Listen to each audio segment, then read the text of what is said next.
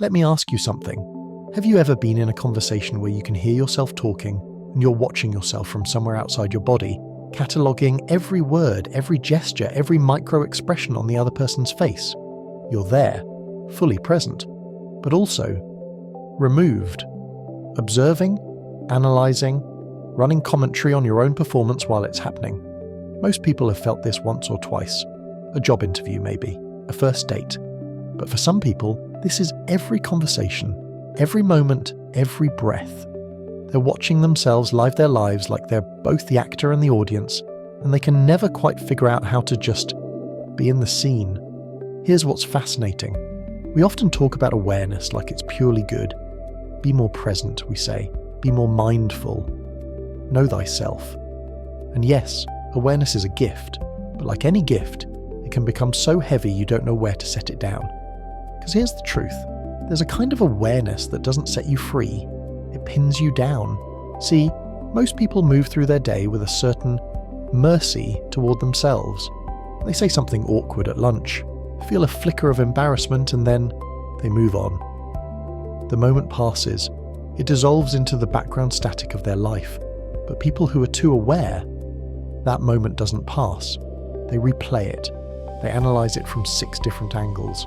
They consider what the other person thought, what that means about who they are, whether this confirms the worst thing they've always suspected about themselves. A 3-second social stumble becomes a 3-hour psychological excavation. That's not rumination in the clinical sense, though it can become that. It's hyper-awareness. It's the mind doing what it thinks is its job, monitoring, protecting, preparing you for every possible threat to your social survival. Psychologists call this metacognition, thinking about thinking. And in healthy doses, it's what separates us from other animals. It's how we learn, grow, adapt. But when metacognition becomes relentless, when you're constantly watching yourself, something strange happens. You start to feel like you're living in the third person. Here's where it gets interesting. This kind of awareness usually doesn't come from nowhere. It's not a personality flaw you were born with. It's a survival skill you learned. Maybe you grew up in a home where moods were unpredictable, where you had to read the room before you entered it, scan your parents' face to know if today was a good day or a landmine day. You learned to monitor everything, tone, tension, the space between words. You became fluent in a language most people don't even know exists. That's not anxiety, that's intelligence. Or maybe you were the sensitive kid, the one who felt everything at double volume, and somewhere along the way someone made you feel like that was too much. So you learned to watch yourself, to edit in real time, to make sure you weren't being too loud, too quiet, too much, too little. You learned to perform yourself instead of just being yourself. That's not weakness, that's adaptation. See, when you're young and the world feels unsafe, emotionally, physically, doesn't matter. Hypervigilance saves you. It keeps you from saying the wrong thing, doing the wrong thing, being the wrong thing. It's your nervous system doing exactly what it's supposed to do. But here's what happens. The threat eventually passes. You grow up. You leave that house, that school, that version of your life. But the surveillance system you built, it doesn't shut off. It keeps running, keeps scanning, keeps protecting you from dangers that aren't there anymore. And you end up too aware for a world that no longer requires it. Let me tell you what this looks like in real life. It's being at a party and watching yourself fail to relax, seeing yourself try too hard or not hard enough, narrating your own awkwardness while it's happening. It's lying in bed replaying a conversation from 6 years ago and suddenly seeing a new interpretation of someone's expression, a hidden meaning in their words, and feeling that old shame bloom fresh. It's the inability to receive a compliment because you're too busy analysing why they said it, what they really meant, what they want from you, whether it was genuine or social obligation. It's reading subtext that isn't there, finding meanings between the lines that the other person never wrote. But here's the paradox. People who are too aware are often the most emotionally intelligent people in the room. They can read people like sheet music. They notice things others miss, the slight shift in someone's posture, the catch in their voice, the thing they're not saying. They're often deeply empathetic, achingly perceptive, exquisitely attuned to the emotional temperature of any space they enter. They would make incredible therapists, artists, writers. Many do, but they can't turn it off. And that's where the gift becomes the burden. Because here's what happens when you're always watching. You stop participating. You can't be vulnerable when you're simultaneously analysing your vulnerability. You can't fall in love without documenting the fall. You can't grieve, rage, celebrate without some part of you standing apart taking notes. There's a concept in psychology called self-objectification, when you view yourself from an external perspective as an object to be evaluated rather than a subject having an experience. Usually we talk about this in the context of body image, but it happens psychologically too. You become a character you're writing instead of a person you're being. And the exhausting part? Most people don't see it. From the outside, you look fine. Maybe you look better than fine. Maybe you're charming, articulate, socially skilled. Maybe you've learned to perform connections so well that no one knows you're performing, but you know. You feel the distance between who you are and who you're showing them, and that gap, it grows. And the lonelier you get, the more you retreat into observation, and the more you observe, the lonelier you get. That's the loop. Here's the thing that no one tells you. This kind of awareness isn't the same as understanding. You can be hyper-aware of yourself and still not know yourself at all. Because awareness without acceptance is just surveillance. You're watching, yes. But are you listening? Are you letting yourself exist without the constant evaluation?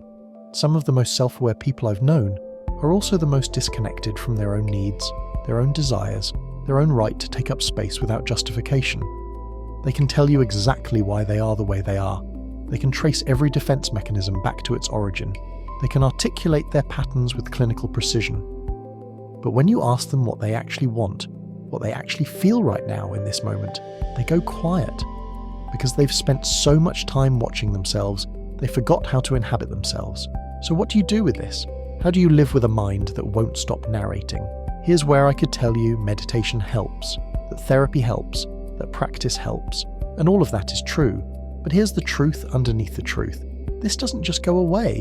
This kind of awareness, once developed, doesn't disappear. Your nervous system learned this pattern in high resolution. You can't unlearn seeing. You can't make yourself less perceptive. And maybe, you don't have to. Because here's what's possible. You can change your relationship with the watching. Right now, the watching feels like judgment, like waiting for yourself to fail, like proof that you're not doing life right.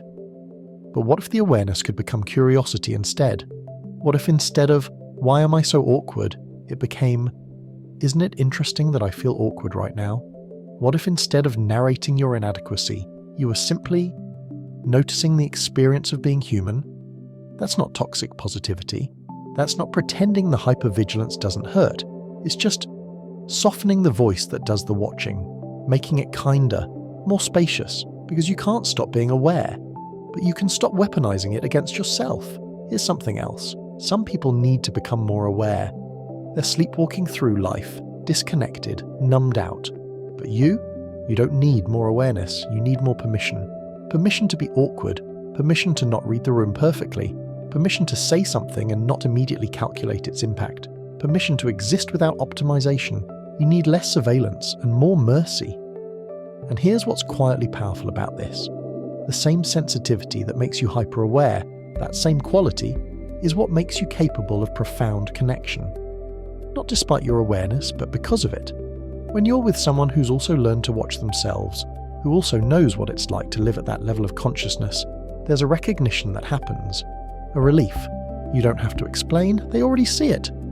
And maybe, with practice and time and a lot of gentleness, you start to trust that you don't have to monitor everything to be safe, that you can exist without the commentary.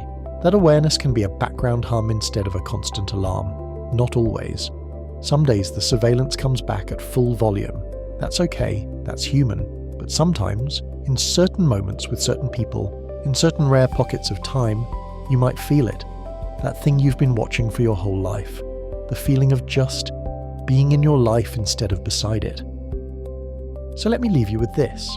If you're someone who's always watching, always aware, always one step removed from your own experience, first, I see you. I know how lonely that distance feels. I know how exhausting it is to never stop monitoring, never stop calculating, never stop wondering if you're doing it right.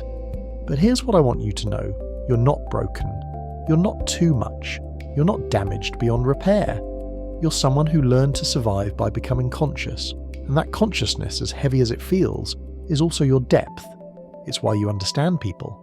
why you create meaning, why you feel things most people skim over. The goal isn't to stop being aware. The goal is to be aware and kind about what you see, to watch yourself with the same gentleness you'd offer a friend, to notice without narrating, to observe without judging, and maybe, just maybe, to sometimes close your eyes and let yourself disappear into the moment, not because you've stopped being aware, but because you've finally given yourself permission to stop performing and just be. That's not loss of awareness, that's freedom, and you deserve that. You always did.